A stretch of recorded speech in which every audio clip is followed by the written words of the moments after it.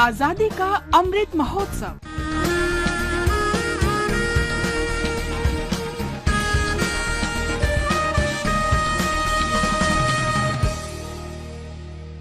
आजादी का सफर आकाशवाणी समाचार के साथ 1 अगस्त 1920 को महात्मा गांधी के नेतृत्व में भारतीय राष्ट्रीय कांग्रेस ने रॉलेट एक्ट के खिलाफ आंदोलन शुरू किया। कहा जाता है कि ठीक 4 साल पहले 1 अगस्त 1916 को एनी बेसेंट और बाल गंगाधर तिलक के होम रूल आंदोलन ने असहयोग आंदोलन का मंच तैयार कर दिया था। दोनों आंदोलन भारत में स्वतंत्रता के लिए संघर्ष के इतिहास का अभिन्न अंग हैं। असहयोग आंदोलन की विशेषता ये थी कि ये गांधी जी के सिद्धांतों का पालन करते हुए शांतिपूर्ण और अहिंसक था। 22 फरवरी 1922 को उत्तर प्रदेश के चौरी चौरा में हुई घटना के परिणाम स्वरूप गांधी जी ने आंदोलन को निलंबित कर दिया। ये एक उल्लेखनीय आंदोलन था जिसमें लोग जिस तरह एकजुट हुए थे, ऐसा पहले कभी नहीं देखा गया। ये वास्तव में एक जन आंदोलन था जिसमें दूर दराज के गांवों और कस्बों से भी बड़ी संख्या में लोग शामिल हुए। आंदोलन ने ब्रिटिश प्रशासन को चौंका दिया और इसने लाखों भारतीयों को उत्साहित किया।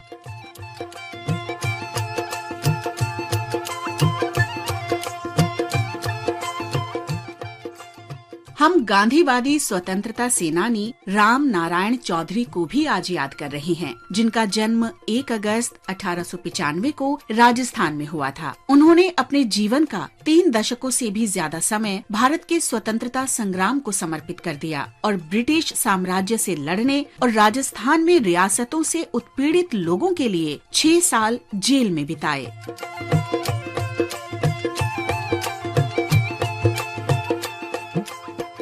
राम नारायण चौधरी जयपुर के महाराजा कॉलेज में इंजीनियरिंग की शिक्षा प्राप्त करते हुए क्रांति दल में शामिल हुए। वो बाल गंगाधर तिलक, अरबिंदो घोष और स्वामी विवेकानंद के सिद्धांतों से आकर्षित हुए थे। 1915 में कलकत्ता में एक छात्र के रूप में गांधी जी के भाषण को सुनने के बाद उनके जीवन ने अहिंसक क्रांति की ओर मोड़ ले लिया। राम नारायण ने विदेशी शिक्षा के प्रस्तावों को अस्वीकार कर दिया और इसके बजाय खुद युवाओं को शिक्षित करने का विकल्प चुना। 1917 में वो जमुना लाल बजाज से जुड़ गए और वर्धा में मारवाड़ी एजुकेशन सोसाइटी में पढ़ाना शुरू कर दिया।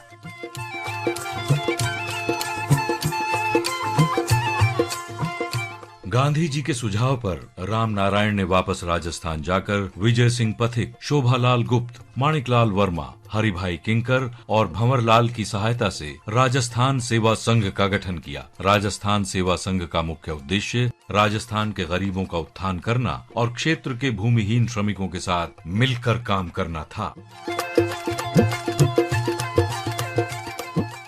1920 से राम नारायण और उनकी पत्नी अंजना देवी दोनों ने अपरिग्रह और तपस्या के सिद्धांतों का पालन करना शुरू कर दिया। उन्होंने खादी को जीवन के अभिन्न अंग के रूप में स्वीकार किया। नमक मार्च राम नारायण के जीवन में वीरता, शक्ति और जिम्मेदारी का नया अनुभव लाया। नमक मार्च के दौरान राम नारायण ने साबरमती आश्रम की प्रशासनिक जिम्मेदारियां संभाली। बाद में वो 5 अप्रैल 1930 को दांडी मार्च में गांधी जी के साथ शामिल हो गए। गांधी जी की सलाह पर वो जल्द ही अजमेर के लिए रवाना हुए और नमक उत्पादकों से कानून की अवहेलना करने का आग्रह किया। इस भाषण के बाद राम नारायण को गिरफ्तार कर अजमेर केंद्रीय कारागार भेज दिया गया।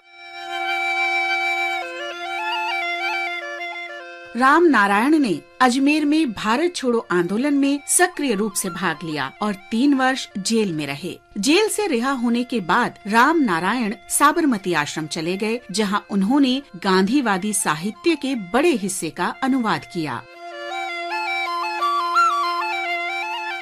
आजादी के बाद राम नारायण ने अपना जीवन सामाजिक कार्यों और लेखन के लिए समर्पित कर दिया। 4 अप्रैल 1989 को अजमेर में उनका निधन हुआ। आकाशवाणी समाचार की ओर से गांधीवादी राष्ट्रवादी नेता राम नारायण चौधरी को शत शत नमन।